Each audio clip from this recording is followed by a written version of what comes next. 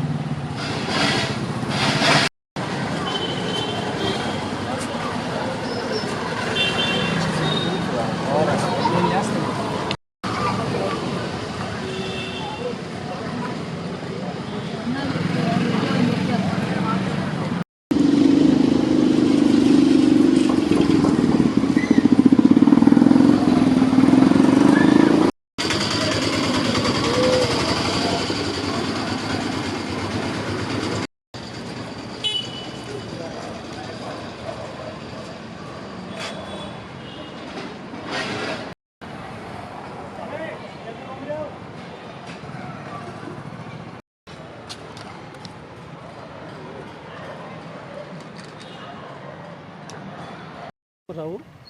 నేను government model high school Guntapadi సంతపేటలో social టీచర్గా వర్క్ చేస్తున్నాను. గత రెండు సంవత్సరాలుగా కొంతమంది టీచర్లు కొంతమంది టీచర్లు మా మీద కక్ష కట్టి వాళ్ళు చెప్పినట్టల్లా వినలేదని, వాళ్ళకి బానిసలాగా మేము ఉండలేదని, మేము స్వతంత్రంగా మా చదువు మేము చెప్పుకొని మా పీరియడ్లు మేము పోతూ ఇండివిజువాలిటీ మెయింటైన్ చేసుకొని మేము వెళ్ళిపోతున్నామని, ఏదైనా అన్యాయం జరిగితే మేము ప్రశ్నించామని చెప్పి వాళ్ళు కక్ష కట్టి, పైకి మీరు మంచి టీచర్ అని చెప్తూనే లోపల కక్ష కట్టి మా మీద దాడులు చేశారు. ప్రత్యేకంగా 2 టీచర్లు మా మీద దాడులు చేశారు. ప్రత్యేకంగా పివి నారాయణరావు ఇన్ఛార్జి హెచ్ఎం ఇతను ఒక బంకు పెట్టించాడు అక్కడ వెనకాల, స్కూల్ వెనకాల. ఆ బంకు పెట్టించేదానికి 20,000 లంచం తీసుకొని పెట్టించాడు అని ఎవరో లెటర్ పెట్టారంట. ఆ లెటర్ మేము పెట్టించామని ఎవరో చెప్పారు ఆయనకి. మేము పెట్టించామనుకొని అనుకున్నాడో ఏమో, అది కూడా కాదు, ఆయన అన్యాయం చేసి మాకు అన్యాయం జరిగినప్పుడు ప్రశ్నిస్తున్నాడు అని చెప్పి ఇవన్నీ కక్ష పెట్టుకొని మా మీద వాంటెడ్గా మేము బ్రాహ్మణులమని, మేమేం చేయలేమని, మాకు రాజకీయ బలము అండదండలు లేవని మమ్మల్ని తీవ్రంగా గత 2 ఏళ్లుగా మానసికంగా శారీరకంగా హింసించి పివి నారాయణరావు ఒకరోజు పోయిన సంవత్సరము మేము సీఎల్ అడిగితే సీఎల్ ఇవ్వకుండా 100 రూల్స్ మాట్లాడితే మేము గవర్నమెంట్ పెట్టిన రూల్స్ అయితే మేము పాటిస్తాము అని చెప్పిన దానికి మమ్మల్ని కొడక అని తిట్టి మమ్మల్ని కాలుతో తన్నాడు. ఆ పివి నారాయణరావు అనుచరు పిల్లవాడు కూడా, ఒక పిల్లవాడు తరుణ్ అనే పిల్లవాడు కూడా నా మీదకి వచ్చాడు.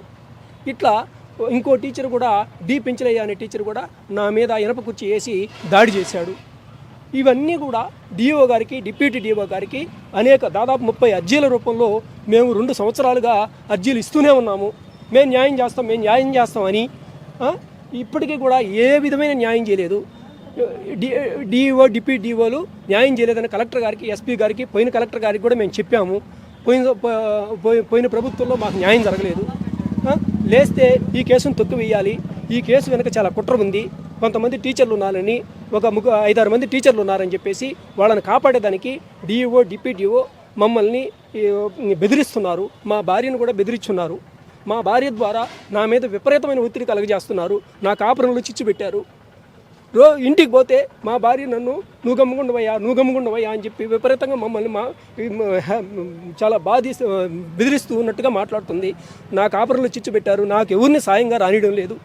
సాయంగా వచ్చిన వాళ్ళని కొనివేస్తున్నారు డబ్బులు పెట్టి.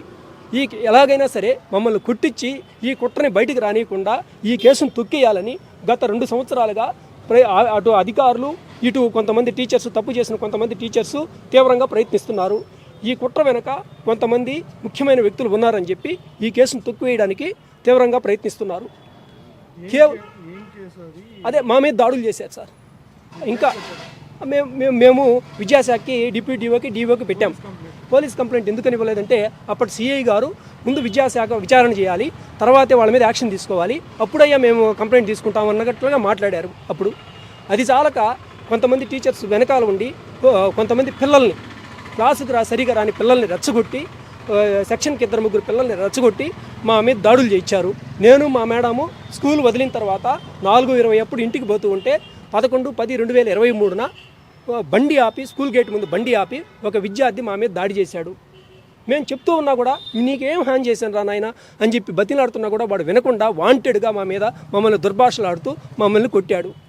అతని మీద నన్ను మా మేడంని పక్కకు దోసి మా మేడం మీద కూడా చిన్న రాయి వేశారు. మా వైఫ్ కూడా అదే స్కూల్లో టీచర్గా పనిచేస్తుంది. ఈ విధంగా 2 సంవత్సరాలుగా అన్యాయం చేసి మానసికంగా వేధించి శారీరకంగా భౌతిక దాడులు చేసి ఈ కుట్రను కప్పివేయడానికి అనేక రకాలుగా ప్రయత్నిస్తున్నారు. అదేమంటే వాళ్ళు చెప్పేది ఒకటేనయ్యా, మాకు రాజకీయ బలం ఉంది, మేము ఎమ్మెల్యేలు ఛార్జ్ చేపిస్తాం, వాళ్ళు ఛార్జ్ చేపిస్తాం, వీళ్ళు ఛార్జ్ చేపిస్తాం, మంత్రులు ఛార్జ్ చేపిస్తాం అని చెప్పించి మమ్మల్ని ఈ కేసుని బలంగా తుక్కిచ్చేస్తున్నారు. డిఓ కూడా ఫ్రాడ్ విచారణలు చేస్తున్నారు.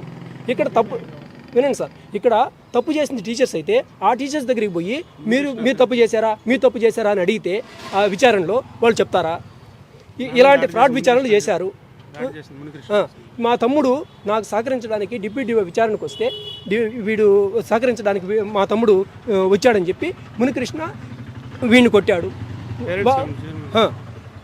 పేరెంట్స్ కమిటీ చైర్మన్ మునికృష్ణ తీవ్రంగా బాధించాడు, వీడిని కొట్టాడు. ఎంత చూస్తాము, మీ సంగతి తెలుస్తాము, మిమ్మల్ని తన్నిస్తాము, ఇక్కడ మీ అన్నని నేను తన్నిస్తామని చెప్పి రౌడీజంగా ప్రవర్తిస్తున్నాడు సార్. అతను పేరెంట్స్ కమిటీ చైర్మన్ అని అసలు అతనికి మాకు ఏం గొడవ లేదు. టీచర్లు అతను రెచ్చగొట్టకుంటే మా అంతు చూసి మమ్మల్ని చంపాల్సిన అవసరం అతనికి ఏంది? మీ అంతు తేలుస్తాను, ఇక్కడ తన్నిస్తాం మీ అన్నని నిన్ను అని చెప్పి విపరీతంగా రౌడీజంగా మాట్లాడుతున్నాడు. అసలు పేరెంట్స్ కమిటీ చైర్మన్ పదవి ఇచ్చింది ఎవడోడికి? ఏం మనల్ని తిట్టినప్పుడు అంత చేస్తున్నప్పుడు అంత రౌడీజం అయితే మా విద్యార్థి మమ్మల్ని కొట్టినప్పుడు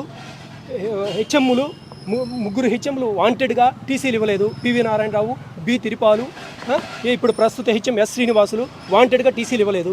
దీని వెనక కుట్ర బయటపడుద్ది అని చెప్పి ఈ హెచ్ఎం మీద కూడా డిఈఓలు డిప్యూటీఓలు యాక్షన్ తీసుకోవడం లేదు.